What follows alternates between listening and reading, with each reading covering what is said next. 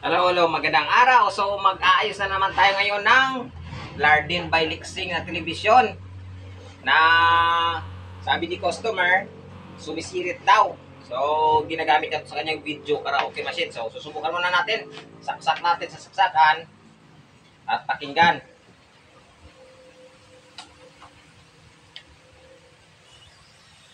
Yan, para may nagpiprito sa loob. Parang may nagsisirit-sirit sa loob. Ewan ko lang sa live video natin kung narinig yung sirit-sirit niya. So yan, stay tuned na kayo. Tingnan natin kung anong problema nito. Bakit nagsisirit-sirit. Pagkatapos kong ayusin to, mag-shoutout ako. So sa mga viewers, magandang araw po. O di kaya ay no power. Mga recycled na television na kasi yung ginagamit nila. At sinasalpakan lang ng bagong mainboard. At ibinta na ng mura. Grabe talaga yung inchik, no?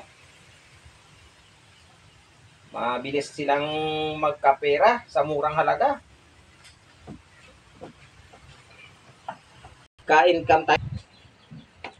Kung sasabihin nyo na hindi na uso to, dito kasi sa amin sa probinsya, uso pa rin po itong CRT type television na TV. Dahil nga po sa barangay lang po kami at saka probinsya, kaya may mga flat screen na rin na nauso, pero mas pinipili ng tao dito na bumili ng mga CRT type television. Unang-una, ang dahilan, kapag CRT type television po yung pinapayos, masira, pag pinayos, mura lang yung babayaran. Siyempre, probinsya nga, kailangan ng tao dito na magtudo kayod para makahanap ng pera. So, kung flat screen yung masira, sakit sa bulsa. Kaya kung CRT type lang, may 350 pesos ka, ayos na television mo. O kung mayroon ng karagdagang piyesa masisira, yung pinakamalaking sira niya, playback na.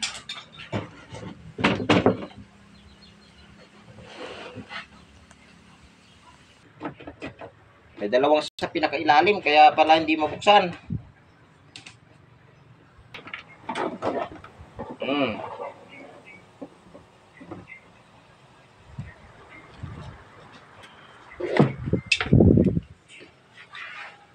Delikado ko yung TV. Wala po.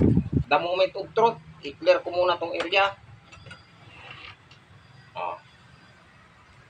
Para makita natin kung saan ba yung sumisirit-sirit dito.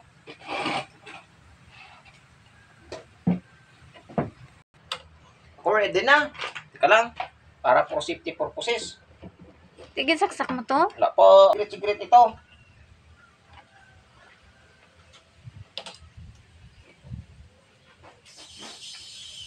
Baba. Sa taas. Oo. Oo. Hindi pa pala kita dasit ko na. May sumisingaw. Pero delikado yan sa mga magsisimulang mag-ayos-ayos nito. May pondo po itong kuryente sa loob. Kaya tuturuan ko rin kayo kung paano mag-discharge sa sarili kong pamamaraan. Teka lang, hanap ako ng gamit. Gamit lang ako ng trapo. Mahirap na makuryente.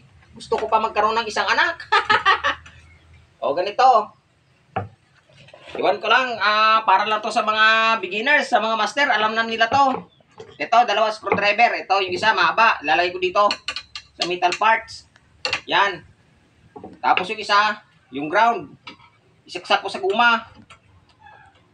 Saka yan, oh. Yan. Kita nyo, lumagatik.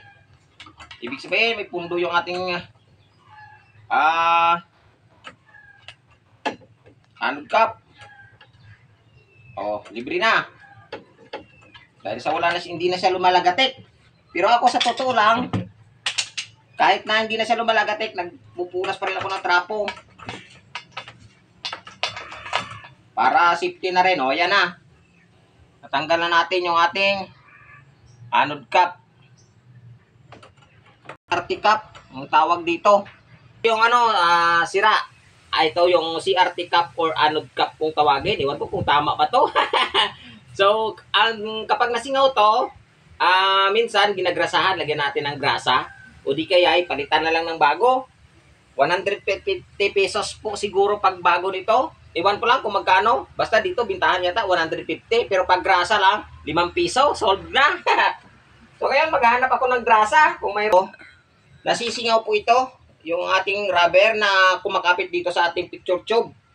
Minsan, pag malala yung tama, nagkakaroon po ito ng parang bitak.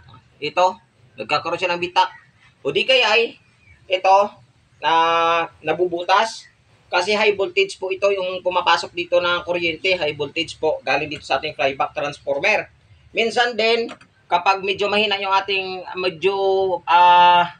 tawag dito, medyo tagilid yung ating flyback transformer, minsan ito yun, nagcrack-crack din itong flyback transformer din ito. Minsan, yung ginagawa po ng mga technician, kapag may bitak ito, nilalagyan po ng epoxy. Pero ako, dati, nung nagsisimula pa nga ako mag-ayos-ayos, ginagawa ko rin yan, ini-epoxy ko rin. Ini-epoxy ko rin to, pero, hindi naman tumatagal. Nasisira rin. So, kaya nagre-request na lang ako na palitan ng flyback. Pero ito, dahil sa CRT cap lang naman yung sira niya, or anode cap kung tawagin, sa pagkakatanda ko lang nung nag-aaral pa ako, anode cap yata, sabi to ni Sir. Shout out para kay Sir Romeo Siwagan, yung teacher ko sa TESDA na nakakuha ako ng in situ. So ito, sana ma-share nyo para makita yung iba nating mga kaibigan na ako talaga yung nagre-repair. Shout out Master Uz Ian. Okay. Okay pa, alright.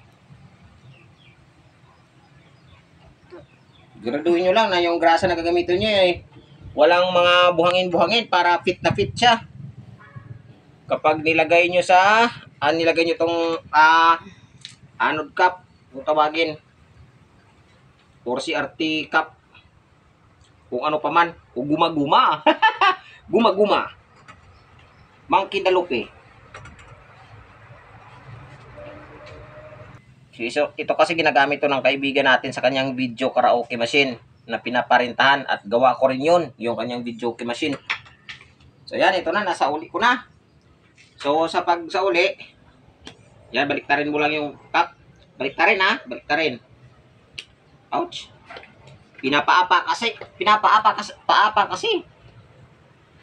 Tapos, may dalawa siyang steel. Pakapitin mo lang. Tapos, pusukin ng Phillips screw para kumapit. At tapos, ibalik. Yan. Okay. O, para kapit na kapit. Singkapit ng pagkapit ni Mrs. Bukan natin ulit.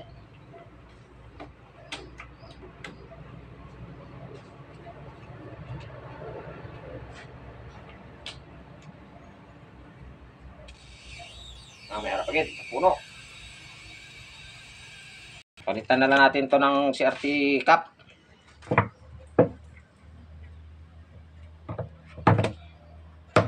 Yan si Mrs. taga-video lang. Hindi naman kasi alam ni Mrs. gawin to, kaya buti pang ako na lang gumawa. Tirin. Dahil napalitan na natin ng ng CRT socket. Wala na sang saritsit. Ang cellphone. Yan, so issue sa sumisirit na television. Sira yung kanyang anode cap kung tawagin. Ito, pinalitan natin. Thank you so much.